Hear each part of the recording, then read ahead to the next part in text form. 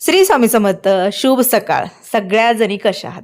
आज मस्त सकाळची देवपूजा, छान निघालेली गुलाबाची फुलं. सध्या टेरेस गार्डनला छान फुलं येतात आणि त्यामुळे ही जी फुलं आहेत जेव्हा वाहते ना, रेग्युलर फुलांपेक्षा गुलाबाच्या फुलांमध्ये देवघर खूप सुंदर दिसतं.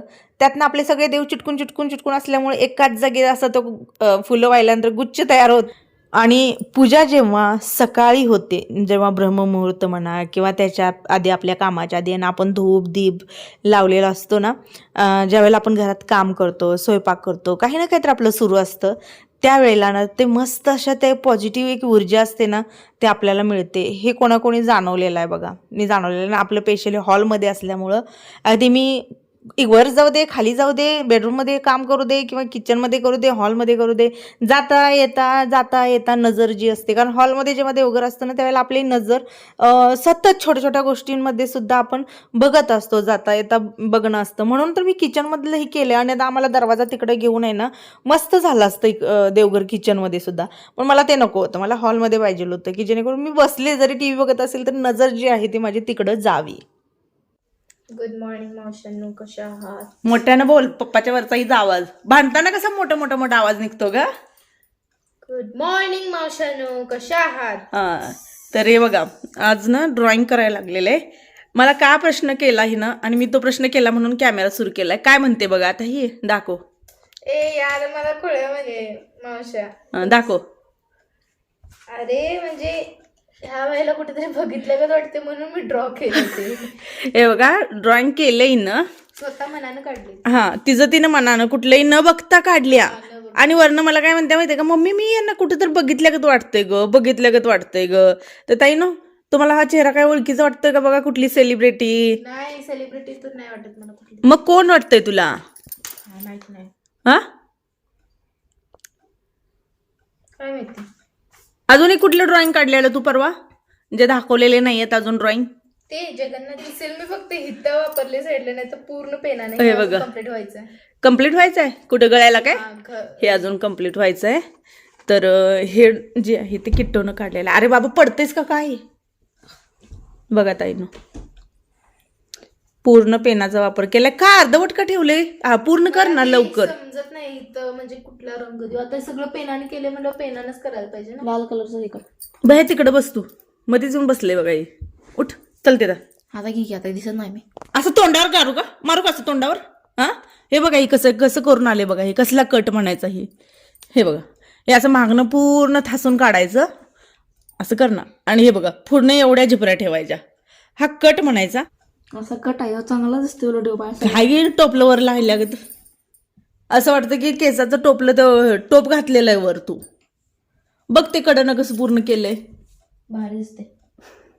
हे आताच हे बघ.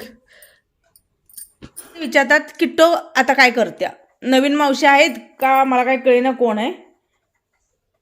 आता मी जेई मेन्स आणि ॲडव्हान्स साठी ट्राय करत आहे. म्हणजे त्या परीक्षेचा अभ्यास करत आहे, सोबतच स्टेट बोर्ड आणि सीईटी पण करणार आहे. मग त्याची परीक्षेची तयारी चालू आहे माझी. हा, आणि 11वी पण सुरू आहे. हा, 11वी 12वी सगळे एकत्रच. हा, तर आता पहिली टेस्ट झालेली आहे किट्टोची. का असू दे की मावशांकडून गायडन्स पण मिळतं. खूप साऱ्या मावशा त्यात आहेत सध्या, त्यांच्याकडून मार्गदर्शन मिळतं. आता रिझल्ट तिचा पहिल्या टेस्टचा आला. तिच्या 2 मावशा आहेत टीचर, त्या दोन्ही मावशांना दाखवलं. त्यांनी काय काय मिस्टेक आहेत सांगितलं, कुठं काय करायला पाहिजे सांगितलं. तसंच अजून तुला मार्गदर्शन मिळेल ना. क्लासमधून 4था रँक पडलाय आता. हा, तर रँकचं काय मतलब नाहीये. मार्क्स फक्त 138 पडल्यात, 300 आउट ऑफ. आणि माझे म्हणजे माझ्या वरचा जो रँक होता त्यांना आय थिंक 37 काय ते सोडवलेला फक्त. आणि मी 41 बरोबर होते माझे. तर माझी चूक काय झाली, मी इनकरेक्ट खूप सोडवलेले. म्हणजे माहित नसताना सुद्धा आपल्याला ती सवय असते तुक्का मारायची, कुठल्या तरी हिला काहीतरी आलं तर आलं असं ते केलं मी. आणि त्यामुळे माझे मार्क्स कमी पडले. म्हणजे निगेटिव्ह मार्किंगमुळे मार्क्स गेले खूप सारे. त्यामुळे रँक म्हणजे मार्क्स कमी झाले भरपूर. म्हणजे 180 पर्यंत गेले असते. पण मायनस आहे हिला कुठं माहितच नाहीये की बाबा. लक्षात नव्हतं, माहित होतं हा, खरं लक्षात नव्हतं. म्हणजे तुम्हाला सांगितलेलं आधी? होय, सांगितलं. मग तू का ही चूक केली? लक्षात नाही आलं. ते 10वीला कसं आपण अंदाजे बेधडक ठोकतो ना, हा. असे ठोकायला लागल्या. आणि ते ज्यावेळेला मार्क लिस्ट आलं ना त्यांचं ते पूर्ण डिटेल्समध्ये बघतोय तर हिनं आहे ना चुकीचे सोडवलेले भरपूर आहेत. त्यामुळे तिचे आहे ना बरोबर असणारे पण मार्क कट झाले. जे 4 मार्क जाणार त्या क्वेश्चनचे. हा. सोबतच तुम्ही जेवढे मार्क्स पडले त्यातनं 1 मायनस होते. अरे बापरे. मग ते पोरं नादालाच लागत नाही. हा का प्रकार केलाय, काय आहे याच? अरे ते म्हणजे पोरांना कशी आधीपासून सवय असते ना की कुठलं तरी मार्किंग करा, त्यातून चुकून तुक्का मारल्यावर एक कुठलं तरी बरोबर निघला की झाला विषय क्लोज. खरं आता ते बघितलं ना, म्हणजे जे पेपर वगैरे करणार होते त्यांनी ते बघितलं की असं करतात वगैरे, म्हणून तो रूल आहे तो. हा. आणि तू तो माहित असून सगळं असून लक्षात नाही म्हणून करून आहे ना गेली, नाहीतर मग 10वीत कसं सवय लागलेली ना सगळं भरून यायचं. ते रिकाम दिसलं की मनाला लई हे वाटते, म्हणून ते भरून आले मी. बाई 2 वर्ष महत्वाची आहेत. जरा तुझं ड्रॉइंग ठेव बाजूला. नाही ते तर जमणार नाही. म्हणजे आवड जी आहे ना ही कला ही सोडणार. अख्खी 10वी सुद्धा हिनं सोडलं नाही, वेळ मिळेल तसं करत गेली आणि आता सुद्धा करते. म्हणजे आपला नाद जो आहे छंद जपायचा. हा म्हणजे खूप सारे स्टुडंट्सना मी बघितले की अभ्यास करतात, ते त्यांचं पॅशन आहे. माझं पॅशन हे पण आहे ते पण आहे. मी एकाला सोडलं तर माझा जीव जाईल असं वाटते मला. कारण की मला डान्स आवडतं, सिंगिंग आवडतं, हे आवडतं, क्रिएटिव्हिटी करणं आवडतं, परत रीडिंग आवडतं, खूप नवीन नवीन पुस्तकं वगैरे. रील्स मध्ये खूप सारं मी बघत असते ना, मग मला ते पुराण वगैरे पण आवडतं, देवकथा म्हणजे कथा वगैरे वाचणं. मला पोएम्स बनवायला पण खूप आवडतं. मी स्टोरी पण बनवते कधी कधी, म्हणजे असं मनातल्या मनात आलं ना तर कधी कधी लिहून काढते ती अशी स्टोरीज खूप मस्त. म्हणजे मला जे वाटतात म्हणजे खूप असं काय काय खूप बनवते मी. तर हे सगळं सोडलं तर मग माझ्या लाईफचा काय अर्थच नाही वाटत मला. लाईक मी 2 वर्ष म्हणजे मेहनत करणार असं काय नाहीये, बट एक ते एकच केलं तर मी त्यात पूर्ण पास होईल.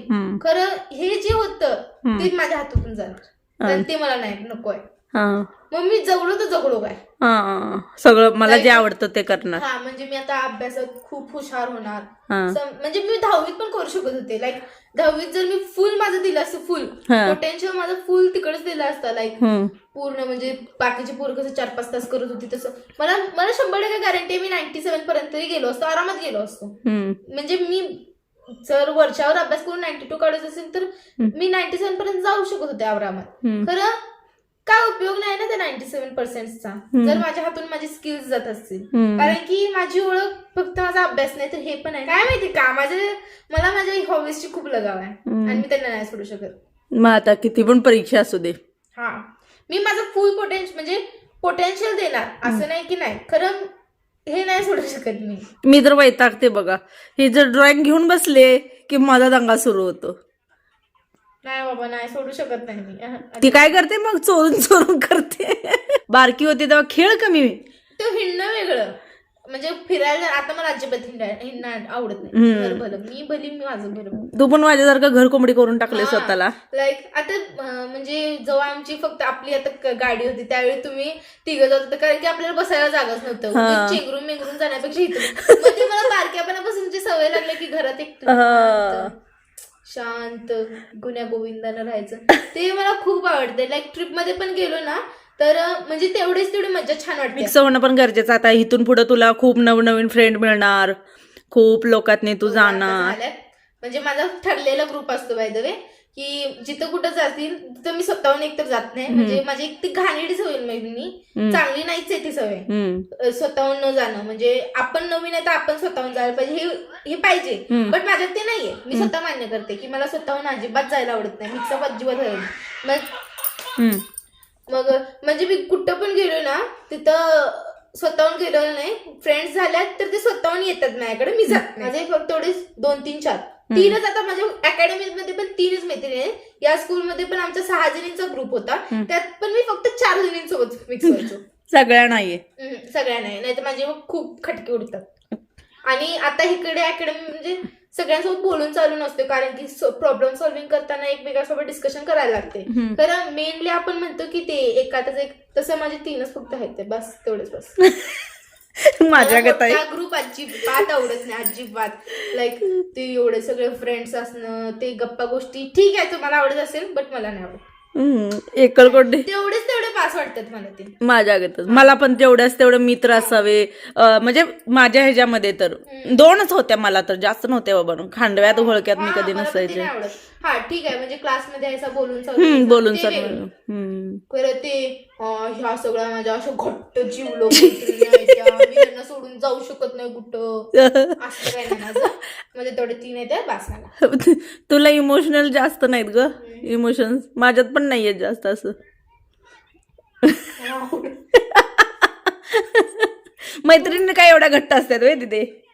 अरे नाही, मी खूप जण म्हणजे मुलींचं बघितलंय. हा माझ्या बेस्ट फ्रेंडने त्या अकॅडमीमध्ये घेतलं म्हणून मी पण तिकडेच जाणार. माझ्या बेस्ट फ्रेंडने त्या कॉलेजमध्ये घेतले म्हणून मी तीच करणार आहे. तिनं सायन्स घेतलंय, मी पण सायन्सच घेणार आहे. तिनं आहेत खूप आहेत. तिनं कॉमर्स घेतले, माझं सायन्स चांगलं असून सुद्धा मी कॉमर्सच घेणार. हा कोण आहे तुझ्याच कॉलेजमध्ये? हा मी बघितले खूप जणांना तसं. मग घेतलंय काय त्यांनी? आणि मग तिच्या मागे जाऊन हिनं काय करायचं? येत नसेल तर काय नाही, टाळ घेऊन बसायचं. नाही तर काय, लाईक फ्रेंडशिप तेवढी असते. लाईक जर खरे फ्रेंड्स ओळखायला पण शिकायला पाहिजे ना आपण. लाईक तू तिच्यासाठी चालल्यास, कारण ती तुझ्यासाठी यायला तयार आहे का बघ ना आधी. तू जर म्हणलीस की मला सायन्स घ्यायचं, तू पण माझ्यासोबत सायन्सला येशील का? जर ती होय म्हणली तर ठीक आहे ना, म्हणजे तुम्ही दोघं ठीक आहे. बट 3 म्हणली नाही मला जमत नाही बाई, मग तू तिच्यासाठी का चालल्यास? तुला काय वाटतं बाहेरच्या दुनियेत आपण गेलो, मैत्री जिथल्या तिथं असावी, सगळं जिथल्या तिथं पाहिजे. जास्त ओव्हर पण नको, जास्त कमी पण नको. लाईक माझ्यासारखं पण जास्त होऊ नका आणि ते खूप एक्स्ट्रोवर्ट असतात तसं पण होऊ नका. तुझ्यासारखं म्हणजे माणूस घाण होऊ नका काय? हा मला तर असं वाटायला लागले समज चुकून आता मला बाहेरचं कॉलेज मिळालं, आता ह्याच्यातनं पास होऊन जर बाहेरचं कॉलेज मिळालं तर माझं अवघडच आहे हॉस्टेलमधनं वगैरे राहणं. म्हणजे का? अरे हॉस्टेलमध्ये म्हणजे 2-3 जण म्हणजे तिघं मिळून असं राहायचं असते ना, तर पटवून घेतो का नाही काय माहिती.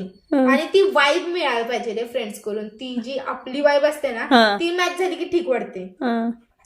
माझ्या तर मैत्रिणी म्हणजे पहिल्यांदा मी बोलत नव्हतो, मग त्यानंतर त्या स्वतःहून आला. म्हणजे आम्ही ती दुसरीनं आली होती म्हणून मी त्यांच्यासोबत जाऊन बसलो, मग ते बोलणं वगैरे झालं. त्यामुळे म्हटलं तू म्हणजे आम्हाला पहिल्यांदा वाटलेलं तुला लय ऍटिट्यूड आहे, खरं तुझ्यात तसं नाहीये. मग मला काय वाटते की मागे काय होतंय, तुझा चेहरा किंवा तुझं वागणं असं वर्ण दिसतंय की बाबा ही ऍटिट्यूड आहे, करक आहे. त्याला माणूस माझं पण तेच असायचं. म्हणजे कसं असतं ना की आपण लय डीपली लगेच जात नाही ना, की म्हणजे खूप ऍटिट्यूड. त्या स्वतः म्हणल्या खरं की आम्हाला असं वाटायचं तुला लय ऍटिट्यूड आहे म्हणून आम्ही तुझ्या नादाला लागत नव्हतो. खरं मला असं वाटतंय की लाईक काय फरक नाही पडत आहे ना फ्रेंड्स नसल्यावर तिथं. जर आपल्याला म्हणजे काही सॉल्व्हिंग वगैरे पाहिजे असेल तर तेवढंच थोडं बोलायचं, जास्त विषय क्लोज झाला. खरं आता झालं फ्रेंड्स चांगलं. किट्टूनं बघा आज भरपूर दिवसातून ती बोलली, तिला काय वाटतं, तिला काय नाही वाटतं, तिला लय काय काय वाटतं. तिला घरात मम्मी पप्पाशी पण तेवढं राहावं वाटतं. मी प्रत्येक गोष्टी कसं आहे माहिती, माझा स्वभावच तसा आहे.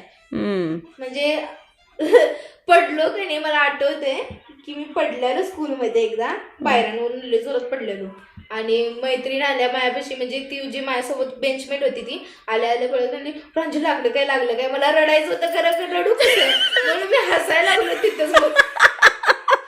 ती म्हणली अगं तू जरा खुळी आहेस काय, आम्हाला वाटलं रडायला लागलेस म्हणून मी आलो तर ही हसायला लागले म्हणते कुठलं, अशी म्हणली मला ती. म्हणजे तुला रडायचं होतं खरं तू दाखवलं नाही? मला आवडत नाही दाखवायला इमोशन्स. मग तुला काय आवडतं दाखवायला? रपटपणा. आता मी म्हणजे माझे ड्रॉइंग आहे की नाही जसं असं दाखवत होतो की मैत्रिणी म्हणल्या ना तुला काय काय येतं, मग मी ड्रॉइंग वगैरे सांगितलं, मग ते दाखव म्हणते, मी दाखवलं. ते सगळ्या क्लासमध्ये गेल्या माझ्या, म्हणजे मुलींमध्ये सगळ्या क्लासमध्ये सगळे बघायला लागलं. त्यानंतर ते म्हणालं किती भारी करतं किती. मला ते पण आवडत नाही जास्त ऍप्रिशिएट केलं. मी म्हणलं का मला एवढं ऍप्रिशिएट करायला, तर मला लय बेकार वाटते ते. म्हणजे तुला चांगलं म्हणल्याला पण आवडत सर वगैरे पण म्हणतात ना, आता आमचे केमिस्ट्रीचे सर होते, मी नवीन आलतो अँड नवीन आल्यावर काय समजलं नाही खरंच. जेव्हा त्यांनी समजून सांगितलं, परत सगळं टॉपिक घेतलं, त्यानंतर मग समजलं, मग मी चांगली प्रगती करायला लागलो. मग सर म्हणजे ते जुने होते, त्यांना अब वो देखो वो भी नहीं आए, उसका देखो और तुम्हाला देखो, असं.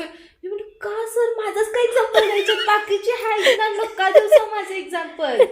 मला नाही आवडत. इव्हन तर तुम्ही मला लीडर नाही बनवलं असं तरी मला काही फरक पडणार नाही. मला चालेल दुसरं कोण जरी झालं तरी, खरं मला नका ऍप्रिशिएट करू एवढं, मला बिलकुल नाही आवडत ते. म्हणजे तुला चांगलं पण म्हणायचं नाही, तुला वाईट पण म्हणायचं नाही, तुला मध्यम बोललं तुम्ही सोडणार अजिबात अगं मग तुला करायचं काय? तू एक तुमच्या वेगळीच नादाला लागत नाही, माझ्या नादाला कोणी लागत नाही. वेगळीच तुझी एकतार आहे. हा. लय कौतिक केलेलं पण पटणार नाही आणि कुणी मग ते कसं वाटतं माहितीये की चुकून म्हणजे आपोआप बाकीच्या मनात असं येते ग की हा हिरा ऍटिट्यूड असणार वगैरे. म्हणून तुला वाटतं की तुझं कौतिक कुणी नवीन गेल्यावर ना आज खूप दिवसातून किट्टोनं तुमच्यासोबत गप्पा मारलेल्या आहेत आणि रिअल असतं बरं का. म्हणजे आता कॅमेरा आहे, हे आहे, ते आहे, त्यामुळे ठरवून बोलूया, ही करूया, ती करूया, असं आपल्या घरातलं कोणाचंच नाही. आम्ही चौघं पण असू दे किंवा जसं आता आई बाबा तुम्ही माहेरचे इकडचे तिकडचे व्हिडिओ बघता, जे असेल रियालिटी असते. कुठलाही तो एक मुखवटा जो असतो तो नसतो ना, ठरवून केलेलं काही नसतं. त्यामुळे बिनधास्त आम्ही बोलतो आणि मला म्हणजे म्हणतात ना की आपलेपणा वाटतो आपल्या गोष्टी शेअर करताना. त्यामुळे तिनं ते तिचं मन जे आहे ते व्यक्त केलं, ती तुम्हाला बोलली आणि तिच्या स्वभावातले काही म्हणजे चांगल्या पण गोष्टी तिनं सांगितल्या, थोड्याशा वाईट पण गोष्टी आहेत तिच्या स्वभावामध्ये. जसं मी तुम्हाला सांगितलेलं आहे की थोडंसं एकटेपणा. खाल्लं का रात्री? रात्री खाल्लं नाही काय सुद्धा? 2 दिवस काय खाल्लं नाही. डोक्याला कर बघू. उठलं बघ.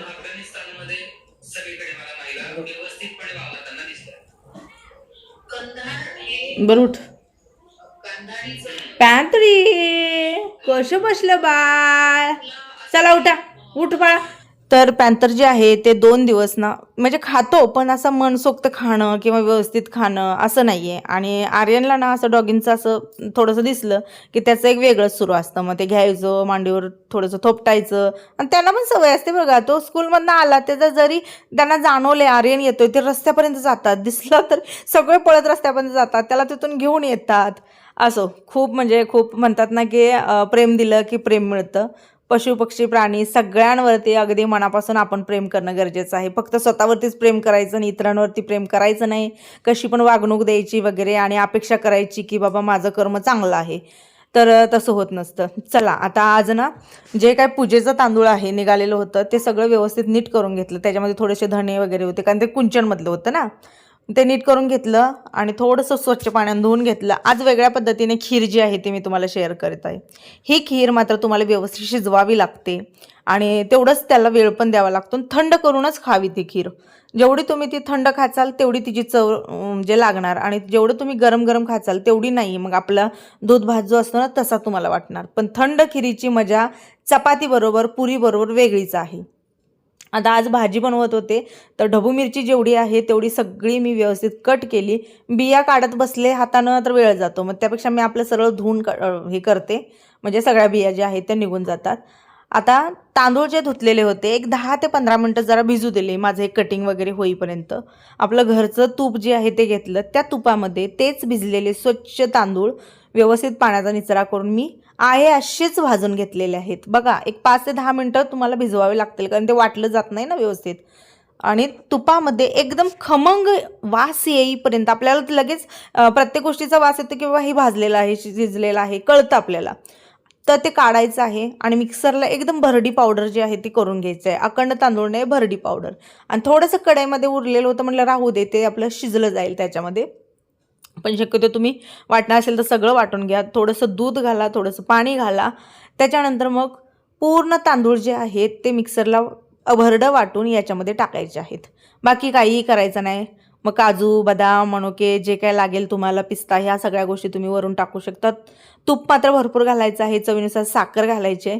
दूध घातलेलं असतं पण याच्यामध्ये जर तुम्ही गूळ आधी घातला किंवा उकळी यायच्या टायमिंगला घातला तर ते फुटलं जातं. त्यामुळे काय करायचं की शेवटला तुम्हाला घालायचं ना गूळ, मेल्ट करून पाण्यामध्ये घ्या आणि नंतर सगळं खीर शिजते, थंड होते ना, त्याच्यानंतर वरून मिक्स करा. कारण दुधामध्ये बऱ्याच वेळेला गूळ घातला तर फाटण्याचे चान्सेस असतात आणि मग ती खीर थोडी का होईना टेस्ट बिघडवते आणि तो पदार्थ आपण म्हणतो ना की फाटलं तर खराब झाल्यामध्ये होतो. म्हणून सांगते साखरेतच करा, गुळात केली तर तशा पद्धतीनं करा, एवढी छान लागते म्हणता.